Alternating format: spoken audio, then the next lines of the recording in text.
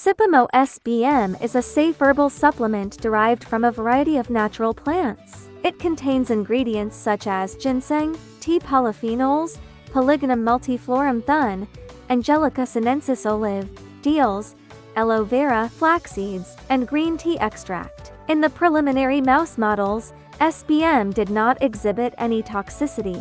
Previous studies have shown that the main active ingredients in SBM, TSG and egg, can stimulate hair regeneration by activating the fibroblast growth factor pathway in dermal papilla cells. Observation was carried out on two administration methods, gavage and smear, in a psoriasis mouse model induced by imiquimod. During the whole process, changes in body weight and the psoriasis area and severity index PASI score were recorded. Additionally, hematoxyliniacin staining was used to observe the skin structure, and single-cell RNA sequencing was performed to explore the potential mechanism by which SBM affects the psoriasis-like phenotype. SBM significantly alleviated the psoriasis-like phenotype by inhibiting the IL-23 17 cell axis. Single-cell RNA sequencing analysis revealed that the expressions of IL-17 and IL-23 in keratinocytes and T cells were reduced,